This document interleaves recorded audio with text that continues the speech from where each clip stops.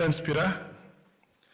Good afternoon, colleagues. I won't be long. I would like to thank Ronel for setting the scene in terms of the theoretical framework of the work that we're looking at, and I think she's been running the mill on this for some time now.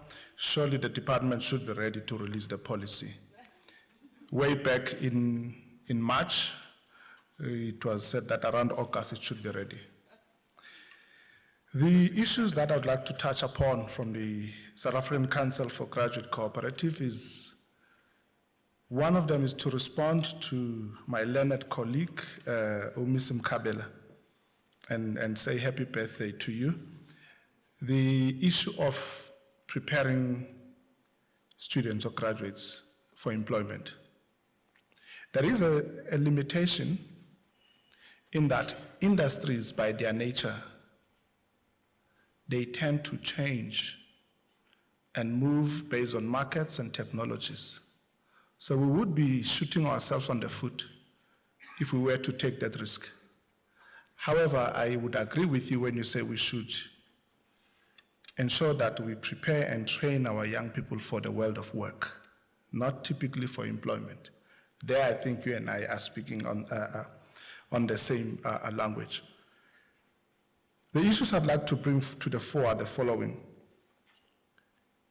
The candidacy program in South Africa has been largely and extremely underrated. And it's one of the key aspects or pillars of internships that needs to be enhanced and showcased. For an example, it takes close to 9 years for African graduates to become or to qualify to become registered members of a professional body. Yet it takes their counterparts of a different skin color around 3 years. Why is that? 9 years and 3 years, completely unacceptable. The industry should be able to help and bridge the gap. We've also discovered that there's low level of mentorship and coaching. With this, we are not going to go anywhere. Are these race-based issues? Are these attitude-based issues? Or are these typically issues that we are not aware of or we do not want to deal with? When a candidacy program is in place or an internship is in place, we've seen that when industry is involved, KPMG is an example in this case, FP&M Seta is an example. Last year we had around 460 interns with a very huge level of absorption. However, Ms. Yende, the issue here is that many of those were actually absorbed in industries outside your constituency. On the one side, it's very good, but on the other side is that these are outside the constituency fields. There are different stipends that are being paid by different SETAs. As an implementing organization, we worry about this because it creates more problems actually, not only for us, but also for employers. One SETA would pay 4,500, another would pay 3,000. Interns will realize that and then they hop from one internship program to the other. It further begets other problem in that these learners do not complete programs. There is wastage of resources. How do we work together in this? And make sure we standardize the stipends, we standardize the time or the period that which they get engaged in an internship program or a candidacy program. We clearly have to be able to define the parameters. So we are saying we need 18 months for TVET college learners because that is a prescribed period. So we cannot be saying we have a 12-month wheel program.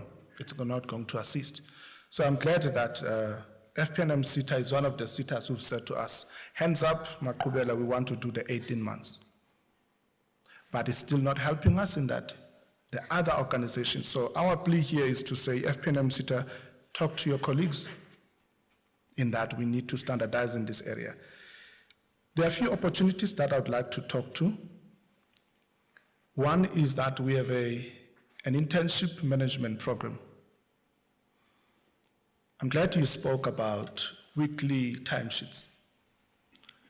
We have real-time online timesheets that the host company, the employer, or the paying company can actually be able to view virtually. You'll be able to receive all the reports, not only the report from the learner or from the intern, but also the reports from the supervisor. We've realized that there's a difference between a supervisor and a mentor. So, who is training the mentors? Ms. Yende, here's an opportunity to continue to take a lead and play a pioneering role in the skills development fraternity. We need to train the mentors, we need to train the supervisors, but also we need to recognize them. Training them alone is not enough. When we're doing the program with the KPMG, for the first time we were paying Peter 10,500 per intern per month with a medical aid plus UIF deduction. How do you like that for an internship program? The good thing also there was that the Department of Public Works was able to absorb the remaining 85% of those learners. Today, as we speak, they are working at the Department of Public Works, and they're actually able to assist the department in turning its bad audit record around. Finally, the council, we have signed a memorandum of agreement with the Estate Agency Affairs Board. I spoke about it in March, it's already happened. Out of these 10,000, we have set aside 3,000 to go through their TVET program. So, sitters who want to shine, here's an opportunity. Already Services Seta has taken 1,000. So, I know this Seta has an appetite for doing great work. So, here's another opportunity. Here, what we want, we do not just want a pipeline of saying you've gone through an internship. We want evidence of skills transfer. We want evidence and documented evidence to showcase the capability or the competency of the learners. Time is no longer with us to be able to just pride ourselves in that we have put so many. It's no longer about the number, but it's about the quality. Last week, we were hosted by the Premier of Gauteng, and he's indicated that he's willing to assist and work with us and willing sitters to absorb 30,000 unemployed graduates, and 10,000 of those would be with the work integrated learning. They have negotiated with host companies. So all that is needed are funders because the workspaces are there. So all of these things together, they need to help us to find solutions because we are aware of the challenges. We know what the parameters are. And as I've said in the outset, the candidacy program is undervalued. The Tutuka program is doing well. EXA program is not doing well. And I've said that to their CEO as well. We need to ensure, because EXA actually shouldn't be running the program. So how do we take this forward and ensure that our learners and the so much sought after engineers, after spending 3 to 4 years, they still have to spend another 9 years to become professional engineers. Madiba said it shouldn't be, and let's work together to make it possible for them. I thank you.